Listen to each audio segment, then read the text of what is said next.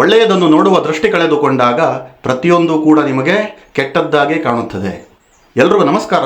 ಇವತ್ತು ನಾನು ರಾಶಿ ಚಕ್ರದ 12 ರಾಶಿಯವರ ವಯೋಮಾನದ ಆಧಾರದ ಮೇಲೆ, ಅಂದರೆ ವಯಸ್ಸಿನ ಆಧಾರದ ಮೇಲೆ ನಿಮ್ಮ ಜೀವನದಲ್ಲಿ ಯಾವ ವಯಸ್ಸಿನಲ್ಲಿ ನಿಮಗೆ ಮಹತ್ತರವಾದಂಥ ತಿರುವು ಸಿಗ್ತದೆ, ಮಹತ್ತರವಾದಂಥ ಒಂದು ಬದುಕು ಕಟ್ಟಿಕೊಳ್ಳುವಂಥ ಯೋಗ ಬರ್ತದೆ ಹೇಳುವಂಥದ್ದು ಹೇಳ್ತಾ ಹೋಗ್ತೇನೆ.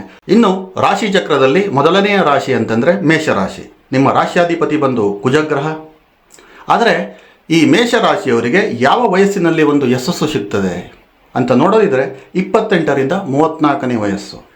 ಈ ವಯಸ್ಸಿನಲ್ಲಿ ಒಂದು ನಿಮ್ಮ ಆತ್ಮವಿಶ್ವಾಸ ಜಾಸ್ತಿ ಆಗುವಂಥದ್ದಾಗ್ತದೆ, ಒಂದು ಧೈರ್ಯ ಜಾಸ್ತಿ ಆಗುವಂಥದ್ದಾಗ್ತದೆ, ಉದ್ಯೋಗ ವ್ಯವಹಾರದಲ್ಲಿ ಒಂದು ಯಶಸ್ಸು ಸಿಗುವಂಥದ್ದಾಗ್ತದೆ, ಒಂದು ಹಣಕಾಸು ಸ್ಥಿತಿಗತಿಯಲ್ಲಿ ಒಂದು ಆರ್ಥಿಕವಾಗಿ ಒಂದು ನೀವು ಸಬಲರಾಗ್ತೀರಾ. ಮತ್ತು ಮದುವೆ ಇದೇ ವಯಸ್ಸಿನಲ್ಲಿ ಆಗುವಂಥದ್ದು. ಪ್ರತಿಶತ ಒಂದು 80ರಷ್ಟು ಜನರಿಗೆ ಈ ಮೇಷರಾಶಿಯವರಿಗೆ 34ನೇ ವಯಸ್ಸಿನೊಳಗಡೆಗೆ ಮದುವೆ ಆಗಿರುವಂಥದ್ದು. ಮತ್ತು ವ್ಯವಹಾರದಲ್ಲಿ ಒಂದು ಉತ್ತಮ ಬದಲಾವಣೆ, ಉತ್ತಮ ಬೆಳವಣಿಗೆ ಕಾಣುವಂಥ ವಯಸ್ಸು ಇದಾಗಿರ್ತದೆ. ಇನ್ನು ಸಂತಾನದ ವಿಚಾರವಾಗಿ ಕೂಡ ಒಂದು 28ರಿಂದ 34ರ ಆಸುಪಾಸಿನಲ್ಲಿ ನಿಮಗೆ ಸಂತಾನ ಕೂಡ ಪ್ರಾಪ್ತಿಯಾಗುವಂಥದ್ದಾಗ್ತದೆ. ಒಂದು ರಾಜಕೀಯ ಕ್ಷೇತ್ರದಲ್ಲಿ ಒಂದು ಬೆಳವಣಿಗೆ ಹೊಂದುವಂಥದ್ದು ಆಗ್ತದೆ.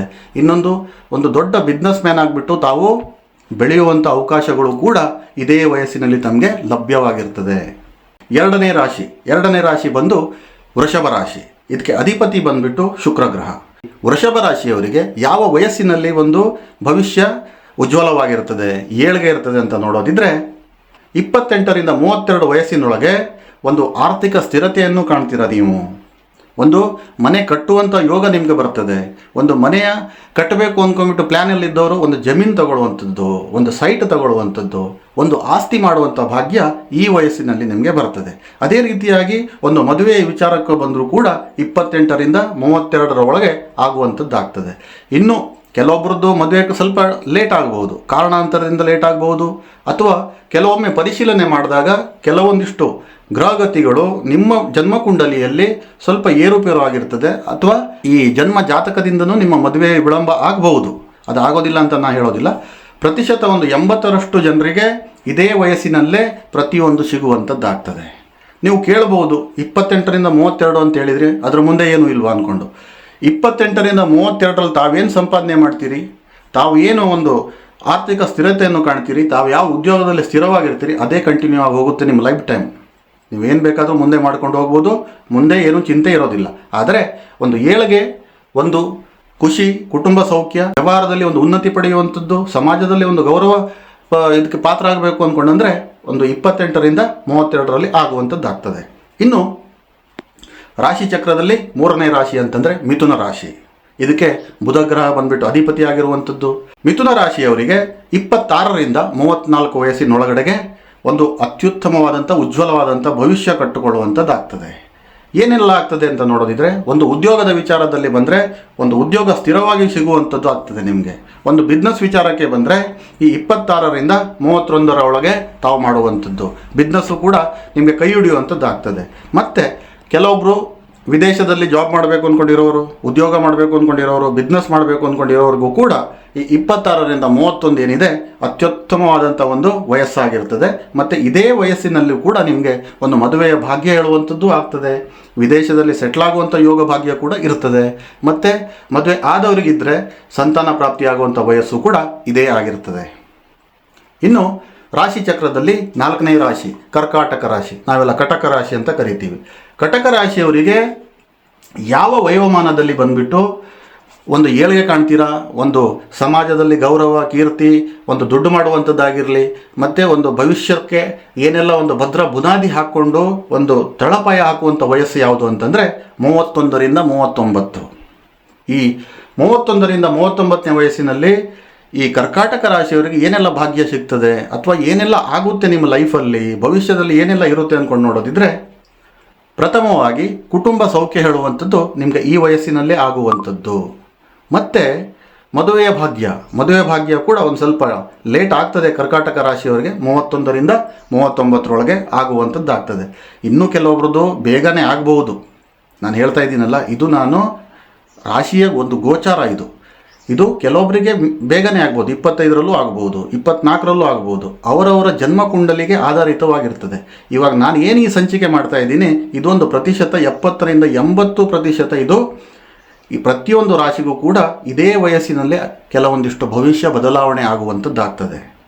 ಹಾಗಾಗಿ ಒಂದು ಮದುವೆ ಅಂತ ಬಂದರೂ ಕೂಡ ಕಟಕ ರಾಶಿಯವರಿಗೆ ಈ 31ರಿಂದ 39ರೊಳಗಡೆ ಆಗುವಂಥದ್ದು, ಒಂದು ಆಸ್ತಿ ಮಾಡುವಂಥ ಭಾಗ್ಯ ಕೂಡ ಇದೇ ವಯಸ್ಸಿನಲ್ಲೇ ಆಗುವಂಥದ್ದು, ಇದೇ ವಯೋಮಾನದಲ್ಲೇ ಆಗುವಂಥದ್ದು.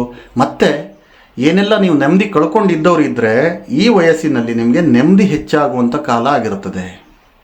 ಒಂದು ಮನಸ್ಸಿಗೆ ಉಲ್ಲಾಸ ಆಗಿರುವಂಥದ್ದು, ಒಂದು ಕೆಲಸದ ವಿಚಾರದಲ್ಲಿ ನೆಮ್ಮದಿ, ಕುಟುಂಬದ ವಿಚಾರದಲ್ಲಿ ನೆಮ್ಮದಿ, ಒಂದು ನಿಮ್ಮ ಸಂಗಾತಿಯ ವಿಚಾರದಲ್ಲಿ ನೆಮ್ಮದಿ ಇರುವಂಥದ್ದು, ನಿಮ್ಮ ತಂದೆ ತಾಯಿಯ ವಿಚಾರದಲ್ಲೂ ಕೂಡ ಒಂದು ಆತ್ಮವಿಶ್ವಾಸ, ನೆಮ್ಮದಿ, ಸಂತೋಷ, ಖುಷಿಯನ್ನು ಪಡ್ಕೊಳ್ಳುವಂಥದ್ದು ಈ ವಯೋಮಾನದಲ್ಲಿ ಆಗಿರ್ತದೆ.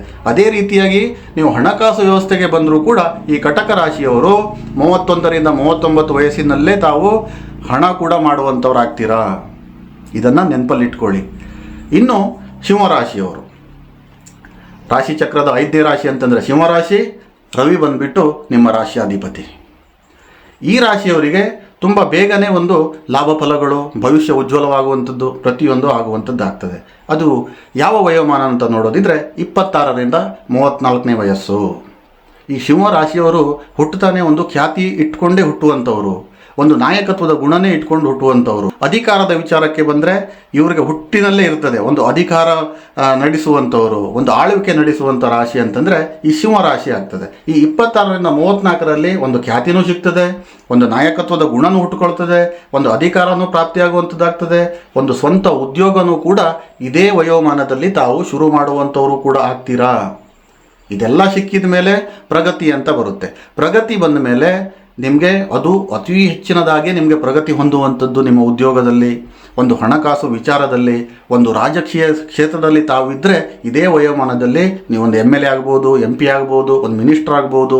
ಖಂಡಿತವಾಗಲೂ ಕೂಡ ಈ 26ರಿಂದ 34 ಹೇಳುವಂಥದ್ದು ಏನಿದೆ ಇದು ಸಿಂಹರಾಶಿಯವರಿಗೆ ಸುವರ್ಣಾಕ್ಷರದಲ್ಲಿ ಬರೆದಿಡುವಂಥ ವಯಸ್ಸಾಗಿರ್ತದೆ. ಖಂಡಿತವಾಗಲೂ ಕೂಡ ಎಲ್ಲೋ ಒಂದು ಕಡೆಗೆ ಲೇಜಿನೆಸ್ ಮಾಡ್ಕೊಳ್ಳೋಕೆ ಹೋಗಬೇಡಿ. ಇನ್ನೂ ವರ್ಷಗಳು ಇದ್ದಾವೆ, ಏನು ತೊಂದರೆ ಇಲ್ಲ ಅಂದ್ಕೊಂಡು ಅದಕ್ಕೆಲ್ಲ ಆ ವಯಸ್ಸು ಬರ್ತಿದ್ದಂಗೆ ಅದಕ್ಕೆ ನಾವು ಫೌಂಡೇಶನ್ ಹಾಕಿ ಇಡಬೇಕಾಗ್ತದೆ, ಒಂದು ತಳಪಾಯ ನಾವು ಹಾಕಿ ಇಟ್ಕೋಬೇಕಾಗ್ತದೆ, ಗುರಿ ಹೇಳುವಂಥದ್ದು ಇರಬೇಕಾಗ್ತದೆ. ಕೆಲವೊಬ್ರದ್ದು ರಾಶಿ ಆ ಕುಂಡಲಿ ಮೇಲೇ ಬಂದಿರ್ತದೆ, ಅವ್ರಿಗೆ ಹುಟ್ಟುತ್ತಾನೆ ರಾಜಯೋಗ ಇರ್ತದೆ, ಅವರು ನೀಟಾಗಿ ನಡ್ಕೊಂಡು ಹೋಗಿಬಿಡ್ತಾರೆ. ಇವರಿಗೆ ವಯೋಮಾನದ ಆಧಾರ ಬರೋದೇ ಇಲ್ಲ. ಕೆಲವೊಂದಿಷ್ಟು ಕುಂಡಲಿ ಅವರಿಗೆ ಜನ್ಮ ಕುಂಡಲಿ ಬಲಿಷ್ಠವಾಗಿದ್ದಾಗ ಕೆಲವೊಬ್ಬರಿಗೆ ಈ ವಯೋಮಾನ ಆಧಾರ ಬರೋದಿಲ್ಲ. ಆದರೆ ಇದು ಪ್ರತಿಶತ ನಾನು ಹೇಳಿದ್ನಲ್ಲ, ಒಂದು 80ರಷ್ಟು ಜನರಿಗೆ ಇದು ಖಂಡಿತವಾಗಲೂ ಕೂಡ ಕೆಲಸ ಮಾಡುವಂಥದ್ದಾಗ್ತದೆ ಈ ವಯೋಮಾನ. ಇನ್ನು ರಾಶಿ ಚಕ್ರದ 6ನೇ ರಾಶಿ ಅಂತಂದರೆ ಕನ್ಯಾ ರಾಶಿ. ಬುಧ ಬಂದುಬಿಟ್ಟು ನಿಮ್ಮ ರಾಶಿಯಾಧಿಪತಿ. ಈ ಕನ್ಯಾ ರಾಶಿಯವರಿಗೆ ಯಾವ ವಯಸ್ಸಿನಲ್ಲಿ ಒಂದು ಏಳಿಗೆ ಕಾಣ್ತದೆ ಅಥವಾ ಯಾವ ವಯಸ್ಸಿನಲ್ಲಿ ನಿಮ್ಮ ಒಂದು ಭವಿಷ್ಯ ಹೇಳುವಂಥದ್ದು ಭದ್ರವಾಗಿ ನಿರ್ಮಾಣಗೊಳ್ತದೆ ಅಂತ ನೋಡೋದಿದ್ರೆ 30ರಿಂದ 37ನೇ ವಯಸ್ಸು. ಈ 30ರಿಂದ 37ನೇ ವಯಸ್ಸೇನಿದೆ ಈ ಕನ್ಯಾ ರಾಶಿಯವರಿಗೆ ಸುವರ್ಣಾಕ್ಷರದಲ್ಲಿ ತಾವು ಬರೆದಿಟ್ಕೋಬೇಕು. ಯಾಕೆ ಅಂತಂದರೆ ಒಂದು ವಿಜಯ ಪ್ರಾಪ್ತಿಯಾಗುವಂಥ ವಯಸ್ಸು, ಒಂದು ಜಯ ಪ್ರಾಪ್ತಿಯಾಗುವಂಥ ವಯಸ್ಸು, ಈ ನಿಮ್ಮ ಕಾರ್ಯಕ್ಷೇತ್ರಗಳಲ್ಲಿ ಒಂದು ಹೆಸರು ಮಾಡುವಂಥ ವಯಸ್ಸು. ಮತ್ತು ನೀವು ಏನಾದರೂ ಉದ್ಯೋಗ ನಿಮ್ಮ ಬಿಸ್ನೆಸ್ ಆಗಿದ್ದರೆ ಖಂಡಿತವಾಗಲೂ ಕೂಡ ಈ ಬಿಸ್ನೆಸ್ಸು ಕೂಡ ಅದೇ ವಯೋಮಾನದಲ್ಲಿ ಒಂದು ಉತ್ತಮವಾದಂಥ ಹಂತಕ್ಕೆ ತಲುಪುವಂಥದ್ದಾಗ್ತದೆ. ಯಾರೆಲ್ಲ ಬಂದುಬಿಟ್ಟು ಒಂದು ಬಿಸ್ನೆಸ್ ಫೀಲ್ಡಲ್ಲಿ, ಅದು ಗಂಡಾಗಿರಲಿ ಹೆಣ್ಣಾಗಿರಲಿ, ಪ್ರತಿಯೊಬ್ಬರಿಗೂ ಬಂತು ಈ ವಿಡಿಯೋ. ನಿಮಗೆ ಇದೇ ವಯೋಮಾನದಲ್ಲಿ ಒಂದು ಹಣಕಾಸಿನ ಸ್ಥಿರತೆ ಹೇಳುವಂಥದ್ದು ತಾವು ಕಾಣಲಿಕ್ಕೆ ಸಿಗ್ತದೆ. ನಿಮಗೆ ಖಂಡಿತವಾಗಲೂ ಕೂಡ ದುಡ್ಡು ಕೂಡ ಮಾಡ್ತೀರ ಈ ವಯಸ್ಸಿನಲ್ಲಿ. ಆದರೆ ಪರಿಶ್ರಮ ಪ್ರತಿಯೊಂದು ರಾಶಿಯವ್ರದ್ದು ಕೂಡ ಇರಲೇಬೇಕಾಗ್ತದೆ. ದುಡ್ಡು ಬರ್ತದೆ, ಭವಿಷ್ಯ ಉಜ್ವಲವಾಗಿರ್ತದೆ ಅಂದ್ಕೊಂಡು ನಾವು ಹೇಳಬೇಕಾದ್ರೆ ಅಲ್ಲಿ ಎಲ್ಲೋ ಒಂದು ಕಡೆಗೆ ಬಂದುಬಿಟ್ಟು ನಮ್ಮ ಪರಿಶ್ರಮನೂ ಅಷ್ಟೇ ಅಗತ್ಯವಾಗಿರ್ತದೆ. ಅಂದರೆ ಆ ಭಗವಂತ ಆಗಿರಲಿ, ಆ ಗ್ರಹಗತಿಗಳಾಗಿರಲಿ ನಿಮ್ಗೆ ಕೊಡುವಂಥ ಫಲ ಕೊಡ್ತಾರೆ, ನಾವು ಉಪಯೋಗ ಮಾಡಿಕೊಡುವಂಥದ್ದು ನಮಗೆ ಬಿಟ್ಟಿರುವಂಥ ವಿಚಾರ. ಮುಂದೆ ನೋಡೋದಿದ್ರೆ ಕುಟುಂಬದ ಒಂದು ಬೆಂಬಲ ಕೂಡ ಇದೇ ವಯಸ್ಸಿನಲ್ಲಿ ಕನ್ಯಾ ರಾಶಿಯವರಿಗೆ ಸಿಗುವಂಥದ್ದಾಗ್ತದೆ. ಮೊದಲೇ ಈ ಕನ್ಯಾ ರಾಶಿಯವರು ಅಂತಂದರೆ ದೈವಭಕ್ತರು ತುಂಬ ಟ್ರೆಡಿಷ್ನಲ್ ಮೇಂಟೈನ್ ಮಾಡ್ತಾರೆ, ತುಂಬ ಬಂದುಬಿಟ್ಟು ಒಂದು ಸ್ಪಿರಿಚುವಲ್ ಆಗಿರ್ತಾರೆ. ಅವರಿಗೆ ದೇವರೇ ಬಂದುಬಿಟ್ಟು ಎಲ್ಲೋ ಒಂದು ಕಡೆಗೆ ಬೆಂಬಲಕ್ಕೆ ನಿಂತಿರ್ತಾನೆ ಹೇಳುವಂಥದ್ದು ಮರೀಲಿಕ್ಕೆ ಆಗೋದಿಲ್ಲ. ಇನ್ನು 7ನೇ ರಾಶಿ ತುಲಾರಾಶಿ. ಶುಕ್ರ ಬಂದುಬಿಟ್ಟು ನಿಮ್ಮ ಅಧಿಪತಿ. ಈ ತುಲಾರಾಶಿಯವರಿಗೆ ಯಾವ ವಯಸ್ಸಿನಲ್ಲಿ ಒಂದು ಉದ್ಯೋಗ ಆಗಿರಲಿ, ಕುಟುಂಬ ಆಗಿರಲಿ, ಭವಿಷ್ಯವಾಗಿರಲಿ ಉಜ್ವಲವಾಗ್ತದೆ ಅಂತಂದರೆ 27ರಿಂದ 33ನೇ ವಯಸ್ಸು. ಈ 27ರಿಂದ 33ನೇ ವಯಸ್ಸು ಏನಿದೆ ಅದು ಬಂದುಬಿಟ್ಟು ನಿಮ್ಮ ಜೀವನದ ಒಂದು ದೊಡ್ಡ ಟರ್ನಿಂಗ್ ಪಾಯಿಂಟ್ ಆಗಿ ಮಾರ್ಪಾಡಾಗ್ತದೆ. ಖಂಡಿತವಾಗ್ಲೂ ಕೂಡ ನೆನಪಲ್ಲಿ ಇಟ್ಕೊಳ್ಳಿ. ಈ ವಯೋಮಾನದಲ್ಲಿ ಏನೆಲ್ಲ ಆಗ್ಬೋದು ಕೇಳಿದರೆ, ಒಂದು ವಿವಾಹ ಆಗದೇ ಇದ್ದವರಿಗೆ ಇದೇ ವಯಸ್ಸಿನಲ್ಲೇ ವಿವಾಹ ಆಗುವಂಥದ್ದಾಗ್ತದೆ, ಮದುವೆ ಆಗುವಂಥದ್ದಾಗ್ತದೆ. ಇನ್ನು ಹಣಕಾಸಿನ ವಿಚಾರಕ್ಕೆ ಬಂದರೆ ಇದೇ ವಯೋಮಾನದಲ್ಲಿ ತಮಗೆ ಏನು ಅವಶ್ಯಕತೆ ಇತ್ತೋ ಅಷ್ಟೊಂದು ಹಣ ಮಾಡ್ತೀರಾ, ನಿಮ್ಮ ಟಾರ್ಗೆಟ್ ಏನಿತ್ತೋ ಅದು ರೀಚ್ ಆಗುವಂಥದ್ದಾಗ್ತದೆ. ಸಮಾಜದಲ್ಲಿ ಒಂದು ಉತ್ತಮ ಸ್ಥಾನಕ್ಕೆ ಹೋಗಿರ್ತೀರಾ, ಒಂದು ಗೌರವಕ್ಕೆ ಪಾತ್ರರಾಗಿರ್ತೀರಾ. ಅದೇ ರೀತಿಯಾಗಿ ಒಂದು ಸಮಾಜದಲ್ಲಿ ಯಾವುದೋ ಒಂದು ಉನ್ನತ ಸ್ಥಾನದಲ್ಲಿ ತಾವು ಕೂತ್ಕೊಂಡಿರ್ತೀರಾ. ಮತ್ತು ಸ್ವಂತ ಉದ್ಯೋಗ ಕೂಡ ಇದೇ ವಯಸ್ಸಿನಲ್ಲಿ ತಾವು ಮಾಡ್ತೀರಾ. 27ರಿಂದ ನಿಮಗೆ ಇಂತಹ ಒಂದು ಯೋಗ ಭಾಗ್ಯಗಳು ಶುರುವಾಗುವಂಥದ್ದಾಗ್ತದೆ. ಮತ್ತು ಯಾವುದೇ ಒಂದು ಉದ್ಯೋಗ ಮಾಡಿದರೂ ಕೂಡ ನಿಮಗೆ ಒಂದು ದಿಗ್ವಿಜಯ ಹೇಳುವಂಥದ್ದು ಈ ಸಂದರ್ಭದಲ್ಲೇ ಸಿಗುವಂಥದ್ದಾಗ್ತದೆ. ಅದು ಬೇಕಾದರೆ ರಿಯಲ್ ಎಸ್ಟೇಟ್ ಇರ್ಬೋದು, ಯಾವುದೇ ಒಂದು ಗಾರ್ಮೆಂಟ್ ಫ್ಯಾಕ್ಟ್ರಿ ಇರ್ಬೋದು, ಅಥವಾ ಯಾವುದೇ ರೀತಿಯಾದಂಥ ಒಂದು ಈ ಟ್ರೇಡಿಂಗಲ್ಲಿ ಕೆಲಸ ಮಾಡೋರು, ಶೇರ್ ಮಾರ್ಕೆಟಲ್ಲಿ ಕೆಲಸ ಮಾಡೋರು, IT ಕಂಪ್ನಿಗಳು ಇಟ್ಕೊಂಡಿದ್ದವರು, ಪ್ರತಿಯೊಬ್ಬರಿಗೂ ಇನ್ನೂ ಬಿಸ್ನೆಸ್ಸು ಕೂಡ ಬಂತು, ಉದ್ಯೋಗಸ್ಥರಿಗೂ ಕೂಡ ಬಂತು. ಅದು ಗೌರ್ಮೆಂಟ್ ಆಗಿರಲಿ, ಸೆಂಟ್ರಲ್ ಗೌರ್ಮೆಂಟ್ ಆಗಿರಲಿ, ಅಥವಾ ಪ್ರೈವೇಟ್ ಕಂಪ್ನಿಗಳಲ್ಲೇ ತಾವು ಉದ್ಯೋಗ ಮಾಡ್ತಾಯಿದ್ರು ಕೂಡ ಈ ಒಂದು ವಯೋಮಾನದಲ್ಲಿ ಖಂಡಿತವಾಗಲೂ ಕೂಡ ನಿಮಗೆ ಒಳ್ಳೆಯದಾಗುವಂಥದ್ದಾಗ್ತದೆ. ರಾಶಿ ಚಕ್ರದಲ್ಲಿ 8ನೇ ರಾಶಿ ಅಂತಂದರೆ ವೃಶ್ಚಿಕ ರಾಶಿ. ವೃಶ್ಚಿಕ ರಾಶಿಗೆ ಕುಜ ಬಂದುಬಿಟ್ಟು ಅಧಿಪತಿಯಾಗಿರ್ತಾರೆ. ಇವರು ಹುಟ್ಟಿನಿಂದ ಒಂದು ಸ್ವಲ್ಪ ನಿಧಾನನೇ ಇರ್ತಾರೆ. ವೃಶ್ಚಿಕ ರಾಶಿಯವರು ಸ್ವಲ್ಪ ನಿಧಾನ. ಪ್ರತಿಯೊಂದು ಕೆಲಸ ಮಾಡಬೇಕಾದ್ರೂ ಕೂಡ ಅವರು ತೂಗಿ ಅಳತೆ ಮಾಡಿ ಅವ್ರು ಹೇಗೆ ಇವ್ರು ಹೇಗೆ ಅಂದ್ಕೊಂಡ್ಬಿಟ್ಟು ಎಲ್ಲ ಅನಲೈಸ್ ಮಾಡಿ ಕಾರ್ಯರೂಪಕ್ಕೆ ತರಬೇಕಾದ್ರೆ ಇವರಿಗೆ ತುಂಬ ಟೈಮ್ ಹಿಡಿತಾ ಹೋಗ್ತದೆ. ಆದರೆ ಈ ವೃಶ್ಚಿಕ ರಾಶಿಯವರಿಗೂ ಕೂಡ ಒಂದು ಉತ್ತಮ ಸಮಯ ಬರುವಂಥದ್ದು ಅಂತಂದರೆ ಆ ವಯಸ್ಸು ಯಾವುದು ಅಂತಂದರೆ ಒಂದು 31ರಿಂದ 38. 31ರಿಂದ 38ನೇ ವಯಸ್ಸಿನಲ್ಲಿ ಯಾವ ರೀತಿ ಬದಲಾವಣೆ ಆಗುತ್ತೆ ಅಂದ್ಕೊಂಡು ನೋಡೋದಿದ್ರೆ ನಿಧಾನಗತಿಯ ಪ್ರಗತಿನೇ ಇರ್ತದೆ. ಆದರೆ ನಂತರದಲ್ಲಿ ದೊಡ್ಡ ಜಯ ನಿಮಗೆ ಕಾದ್ಕೊಂಡಿರ್ತದೆ. ಯಾಕಂತಂದರೆ ಒಂದು ಗಾದೆನೇ ಇದೆ, ತಾಳಿದವನು ಬಾಳಿಯಾನು ಅಂದ್ಕೊಂಡು, ಅಥವಾ ತಣ್ಣೀರಾದರೂ ತಣಿಸ್ಕೊಂಡೇ ಕುಡಿಬೇಕು ಅಂದ್ಕೊಂಡು. ನಾವು ತಣ್ಣೀರು ಅಂದ್ಕೊಂಡ್ಬಿಟ್ಟು ಗಟ ಗಟ ಗಟ ನುಂಗ್ಬಿಟ್ರೆ ಅದು ನಮ್ಮ ಎದೆಗೆ ಹಿಡ್ಕೊಳ್ತದೆ ಅಲ್ವಾ. ಆದರೂ ತಣ್ಣೀರಾದರೂ ಕೂಡ ನಾವು ನಿಧಾನಗತಿಯಿಂದ ತಣಿಸ್ಕೊಂಡೇ ಕುಡಿಬೇಕು ಹೇಳುವಂಥದ್ದು ಹಿರಿಯರ ಮಾತು. ಮತ್ತು ನಿಧಾನ ಪ್ರಗತಿ ಅಂತಂದೆ, ಅದೇ ಹೇಳಿದ್ನಲ್ಲ ನಿಮಗೆ, ತಾಳ್ಮೆ ಇದ್ದವನು ಏನು ಬೇಕಾದರೂ ಸಾಧನೆ ಮಾಡ್ತಾನೆ ಹೇಳೋದಕ್ಕೆ ಈ ವೃಶ್ಚಿಕ ರಾಶಿಯವರು ಒಂದು ಬಲವಾದ ಉದಾಹರಣೆ ಆಗಿರ್ತಾರೆ. ಈ 31ರಿಂದ 38ನೇ ವಯಸ್ಸಿನಲ್ಲಿ ಒಂದು ವಿವಾಹ ಭಾಗ್ಯ ಹೇಳುವಂಥದ್ದು ಕೂಡ ಇವರಿಗೆ ಪ್ರತಿಶತ 80ರಷ್ಟು ಜನರಿಗೆ ಇದೇ ಸಂದರ್ಭದಲ್ಲಿ ಮದುವೆ ಆಗುವಂಥದ್ದಾಗ್ತದೆ. ಇನ್ನು ಕುಟುಂಬ ಸೌಖ್ಯ ಹೇಳುವಂಥದ್ದು ಕೂಡ ಇದೇ ವಯೋಮಾನದಲ್ಲಿ ಆಗುವಂಥದ್ದು. ಇನ್ನು ನಿಮಗೆ ಒಂದು ಸಮಾಜದಲ್ಲಿ ಉನ್ನತಿ, ಒಂದು ಗೌರವ, ಕೀರ್ತಿ ಪ್ರತಿಯೊಂದು ಕೂಡ ತಾವು ಸಂಪಾದನೆ ಮಾಡೋದು ಕೂಡ ಇದೇ ಒಂದು ವಯೋಮಾನದಲ್ಲಿ ಆಗಿರ್ತದೆ. ಇನ್ನು ಹಣಕಾಸಿನ ವಿಚಾರಕ್ಕೂ ಬಂದರೂ ಕೂಡ ಈ 31ರಿಂದ 38ರಲ್ಲಿ ನೀವು ಸ್ಟ್ಯಾಂಡ್ ಆಗುವಂಥದ್ದಾಗ್ತದೆ. ಆಸ್ತಿ ಮಾಡುವಂಥದ್ದು ಕೂಡ ಇದೇ ಒಂದು ವಯಸ್ಸಿನಲ್ಲಿ ತಾವು ಮಾಡ್ತೀರಾ. ಯಾವುದಕ್ಕೂ ಕೂಡ ಯಾವುದೇ ರಾಶಿಯವರಾಗಿರಲಿ ತಮ್ಮ ಆತ್ಮವಿಶ್ವಾಸದ ಮುಂದೆ ಯಾವುದೇ ಒಂದು ಕೆಟ್ಟ ದುಷ್ಟ ಶಕ್ತಿಗಳು ಕೂಡ ನಿಂತ್ಕೊಳ್ಳೋಕೆ ಸಾಧ್ಯ ಇಲ್ಲ. ನಿಮಗೊಂದು ಆತ್ಮವಿಶ್ವಾಸ, ನಿಮಗೊಂದು ಗುರಿ, ನಿಮಗೊಂದು ನಾನು ಗೆಲ್ತೀನಿ ಹೇಳುವಂಥ ಹಂಬಲ ಯಾವಾಗ ಇರ್ತದೋ ಖಂಡಿತವಾಗಲೂ ಕೂಡ ಯಾವುದೇ ಶಕ್ತಿ ಬಂದರೂ ಕೂಡ ನಿಮಗೆ ತಡಿಲಿಕ್ಕೆ ಸಾಧ್ಯ ಇಲ್ಲ. ಈ ರಾಶಿ ಚಕ್ರದ ಮುಂದಿನ ರಾಶಿ ನೋಡೋದಿದ್ರೆ 9ನೇ ರಾಶಿ ಧನುರ್ರಾಶಿ. ಧನುರ್ರಾಶಿಗೆ ಬಂದುಬಿಟ್ಟು ಗುರು ಅಧಿಪತಿಯಾಗಿರ್ತಾರೆ. ಇವರ ಒಂದು ಅದೃಷ್ಟದ ಅವಧಿ ಯಾವುದು, ಅದೃಷ್ಟದ ವಯಸ್ಸು ಯಾವುದು ಅಂತ ಕೇಳಿದರೆ 28ರಿಂದ 35ನೇ ವಯಸ್ಸು. ಮೊದಲೇ ಬಂದುಬಿಟ್ಟು ಗುರು ನಿಮಗೆ ಅಧಿಪತಿಯಾಗಿರ್ತಾರೆ. ಯಾವುದೇ ರೀತಿಯಾದಂಥ ತೊಂದರೆ ಕೊಡುವಂತಹ ರಾಶ್ಯಾಧಿಪತಿ ಅಲ್ಲ. ಅದರಲ್ಲೂ ಧನುರ್ರಾಶಿಯವರು ಅಂತಂದರೆ ಧೈರ್ಯವಂತರು, ಶೌರ್ಯವಂತರು, ತುಂಬ ಒಂದು ಛಲಗಾರರು ಅಂದ್ಕೊಂಡು ನಾನು ಹೇಳಬಲ್ಲೆ. ಯಾರಿಗೂ ಮೋಸ ಮಾಡೋದಾದ್ರೆ ಇವ್ರಿಗೆ ಆಗೋದಿಲ್ಲ. ಅಥವಾ ಯಾರೂ ಬಂದುಬಿಟ್ಟು ಇವ್ರ ಹತ್ರ ಅತಿಯಾದ ತಮಾಷೆನೂ ಆಡಬಾರ್ದು. ಒಂದು ಸ್ವಲ್ಪ ಗಂಭೀರ ಸ್ವಭಾವದವರಾಗಿರ್ತಾರೆ ಈ ಧನುರ್ರಾಶಿಯವರು. ಮಾತಿಗೆ ನಿಂತರೆ ತುಂಬ ಒಂದು ಗೆಳೆತನದ ಮಾತುಗಳು, ತುಂಬ ಫ್ರೆಂಡ್ಲಿ ನೇಚರಲ್ಲಿರ್ತಾರೆ. ತುಂಬ ಜನರಿಗೆ ಸ್ನೇಹಿತರನ್ನು ಹೊಂದಿರುವಂಥ ರಾಶಿ. ಹಾಗಾಗಿ ಇವರ ಒಂದು ಏಳಿಗೆ ಅಂದ್ಕೊಂಡು ಬಂದರೆ 28ರಿಂದ 35. ಯಾವುದೆಲ್ಲ ಏಳಿಗೆ? ವಿದ್ಯೆಯಲ್ಲಿ ಈ ವಯೋಮಾನದಲ್ಲಿ ನೀವು ಅತಿ ಎತ್ತರದ ಮಟ್ಟಕ್ಕೆ ಹೋಗುವಂಥವ್ರಾಗ್ತೀರಾ. ಇನ್ನು ವಿದೇಶದಲ್ಲಿ ಕೆಲವೊಂದಿಷ್ಟು ಬಿಸ್ನೆಸ್ ಮಾಡುವಂಥವ್ರಾಗೋದು, ಅಥವಾ ವಿದೇಶದಲ್ಲೇ ನೀವು ಸೆಟ್ಲ್ ಆಗುವಂಥದ್ದು, ಅಥವಾ ವಿದೇಶದಲ್ಲೇ ಬೇರೆ ಒಂದು ಕಂಪ್ನಿಯ ಮೇಲೆ ಉದ್ಯೋಗಸ್ಥರಾಗುವಂಥದ್ದು, ಮತ್ತು ಸ್ವಂತ ಉದ್ಯೋಗ ಕೂಡ ನೀವು ಇದೇ ವಯೋಮಾನದಲ್ಲಿ ಶುರು ಮಾಡ್ತೀರಾ. ಮತ್ತು ಇದರಲ್ಲಿ ಸಕ್ಸಸ್ಸು ಹೇಳುವಂಥದ್ದು ಕೂಡ ನಿಮಗೆ ಬರುವಂಥದ್ದಾಗ್ತದೆ. ಅದೇ ರೀತಿ ಕುಟುಂಬದ ಜವಾಬ್ದಾರಿ ಕೂಡ ಈ 28ರಿಂದ 35 ವಯಸ್ಸಿನಲ್ಲೇ ನಿಮ್ಮ ಹೆಗಲ ಮೇಲೆ ಇರುವಂಥದ್ದಾಗ್ತದೆ. ಇನ್ನು ಮದುವೆಯ ಭಾಗ್ಯ, ಕಂಕಣ ಭಾಗ್ಯ ಅಂದ್ಕೊಂಡು ಬಂದರೂ ಕೂಡ ಈ 28ರಿಂದ 35ನೇ ವಯಸ್ಸಿನೊಳಗಡೆ ಪ್ರತಿಶತ 80% ಜನರಿಗೆ ಆಗುವಂಥದ್ದಾಗ್ತದೆ. ಇನ್ನು ಸಮಾಜದಲ್ಲಿ ಈ ಧನುರಾಶಿಯವರಿಗೆ ಖ್ಯಾತಿ ಜಾಸ್ತಿ ಆಗುವಂಥದ್ದು, ಗೌರವ ಜಾಸ್ತಿ ಆಗುವಂಥದ್ದು. ಒಂದು ರಾಜಕೀಯ ಕ್ಷೇತ್ರದಲ್ಲಿದ್ದರೆ ನೀವೊಂದು MP MLA ಮಿನಿಸ್ಟರ್ ಆಗುವಂಥ ಒಂದು ಭಾಗ್ಯಗಳು ಇದೇ ವಯೋಮಾನದಲ್ಲಿ ತಮಗೆ ಇರುವಂಥದ್ದಾಗ್ತದೆ. ರಾಶಿ ಚಕ್ರದ 10ನೇ ರಾಶಿ ಅಂತಂದರೆ ಮಕರ ರಾಶಿ. ಮಕರ ರಾಶಿಯ ಅಧಿಪತಿ ಬಂದುಬಿಟ್ಟು ಶನಿ ಮಹಾತ್ಮ. ಇವರು ಯಾವತ್ತಿದ್ರೂ ಮಕರ ರಾಶಿಯವರು ಅಂತಂದರೆ ಒಂದು ಸ್ವಲ್ಪ ಆಲಸ್ಯಗಳು ಅಂತ ಹೇಳ್ತಾರೆ. ನನ್ನ ಒಂದು ಎಕ್ಸ್ಪೀರಿಯೆನ್ಸಲ್ಲಿ ನೋಡಿದರೂ ಕೂಡ ನಾನು ಮಕರ ರಾಶಿಯವರು ತುಂಬ ಕುಂಡ್ಲಿ ನೋಡಿದಾಗ ಅದನ್ನು ಅನಲೈಸ್ ಮಾಡಿದಾಗ ನನಗನ್ಸಿದ್ದು ಇವರು ಸ್ವಲ್ಪ ಲೇಜಿ ಅಂದ್ಕೊಂಡೆ. ಆದರೆ ಇವ್ರಿಗೂ ಕೂಡ ಒಂದು ಏಳ್ಗೆಯ ಸಮಯ ಅಂತಂದರೆ 30ರಿಂದ 42ನೇ ವಯಸ್ಸು.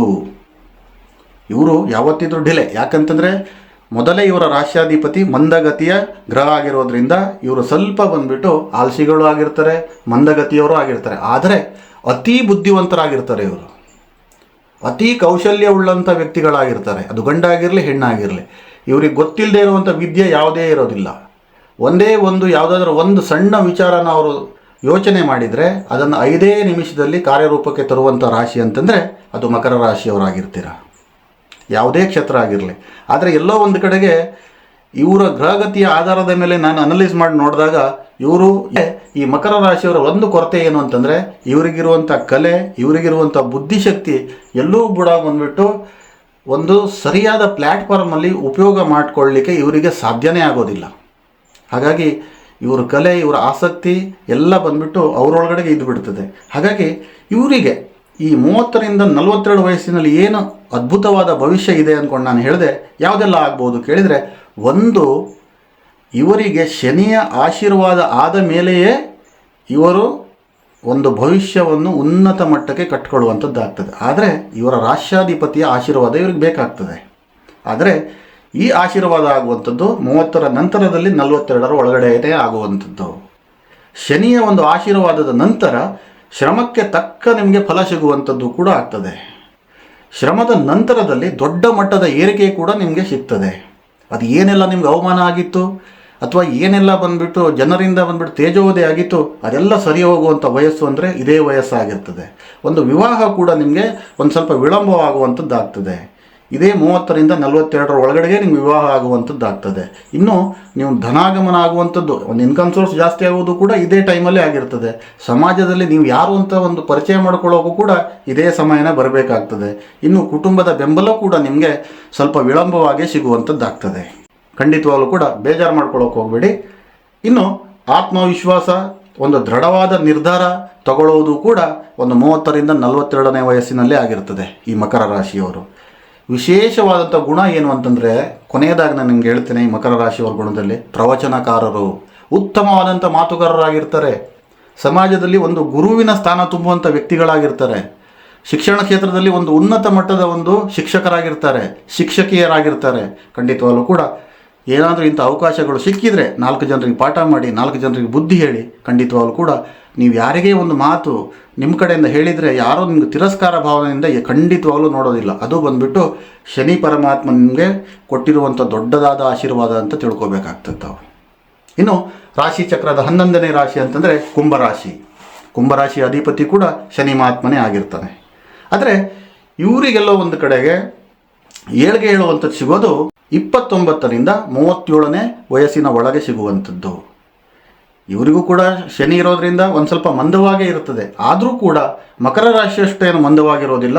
ಇವರಿಗೆ ಒಂದು 29ನೇ ವಯಸ್ಸಿನಿಂದನೇ ಒಂದು ಹೊಸ ಅವಕಾಶಗಳು ಸಿಗುವಂಥದ್ದಾಗ್ತದೆ. ಮತ್ತು ಸಮಾಜದಲ್ಲಿ ಒಂದು ಗೌರವ ಕೂಡ ಅದೇ ವಯಸ್ಸಿನಲ್ಲೇ ಪ್ರಾಪ್ತಿಯಾಗುವಂಥದ್ದು. ಈಗ ಪ್ರೆಸೆಂಟಲ್ಲಿ ಬಂದುಬಿಟ್ಟು ನಿಮ್ಗೆ 7.5 ನಡೀತಿದೆ, ಅದು ಬಿಟ್ಟಾಕಬೇಡಿ. 7.5 ಹೊರತುಪಡಿಸಿ ಹೇಳ್ತಿರುವಂಥದ್ದು. ಮತ್ತು ನಿಮ್ಮ ಜನ್ಮ ಕುಂಡಲಿ ಕೂಡ ಇಲ್ಲಿ ಹೊರತುಪಡಿಸ್ಬಿಟ್ಟು ನಾನು ಗೋಚಾರ ಅಷ್ಟೇ ಹೇಳ್ತಿರುವಂಥದ್ದು, ಆಯಿತಾ. ಕುಟುಂಬ ನಿರ್ವಹಣೆ ಭಾಗ್ಯ ಕೂಡ ನಿಮಗೆ ಇದೇ ವಯಸ್ಸಿನಲ್ಲೇ ಬರ್ತದೆ. ಭಾಗ್ಯ ಹೇಳೋದಕ್ಕಿಂತ ಅದೊಂದು ಜವಾಬ್ದಾರಿ ಅಂತ ತಗೊಳ್ಳಿ. ನೀವು ಚಿಕ್ಕ ವಯಸ್ಸಿನಲ್ಲೇ ದೊಡ್ಡ ಜವಾಬ್ದಾರಿ ನಿಮ್ಮ ಹೆಗಲ ಮೇಲೆ ಏರ್ಕೊಳ್ತದೆ. ಒಂದು ಹಣಕಾಸಿನ ಗಳಿಕೆ ಕೂಡ ಇದೇ ವಯಸ್ಸಿನಲ್ಲಿ ಆಗಿರೋದ್ರಿಂದ ಒಂದು ಸ್ವಲ್ಪ ಹಣಕಾಸಿನಲ್ಲಿ ತಮಗೆ ಏರಿಳಿತ ಜಾಸ್ತಿ ಇರ್ತದೆ. ಏನೋ ಒಂದು ಮಾಡೋ ತನಕ ಇನ್ನೊಂದು ಬರುವಂಥದ್ದು, ಇನ್ನೊಂದು ಮಾಡೋ ತನಕ ಮತ್ತೊಂದು ಬರುವಂಥದ್ದು, ಇಂಥ ಕಮಿಟ್ಮೆಂಟ್ಗಳು ನಿಮಗೆ ಈ ಕುಂಭರಾಶಿಯವರಿಗೆ ಜಾಸ್ತಿ ಆಗುವಂಥದ್ದು ಆಗ್ತದೆ. ಇನ್ನು ವಿವಾಹ ಯೋಗ ಕೂಡ ಒಂದು ಸ್ವಲ್ಪ ಡಿಲೇನೇ ನಿಮಗೆ ಇದೇ ಒಂದು 29ರಿಂದ 37ನೇ ವಯಸ್ಸಿನೊಳಗಡೆ ಆಗುವಂಥದ್ದು. ಈ ಕಂಕಣ ಭಾಗ್ಯ, ವಿವಾಹ ಭಾಗ್ಯ ನಾವೇನು ಹೇಳ್ತೀವಿ ಅದು ಕೂಡ ಇದೇ ವಯೋಮಾನದಲ್ಲಿ ಆಗ್ತದೆ. ಇನ್ನು ಯಾರೆಲ್ಲ ಬಿಸ್ನೆಸ್ ಮಾಡಬೇಕು ಅಂದ್ಕೊಂಡು ಇದ್ದವರಿಗೂ ಕೂಡ ಇದು ಸೂಕ್ತವಾದಂಥ ಸಮಯ, ಸೂಕ್ತವಾದಂಥ ವಯಸ್ಸು.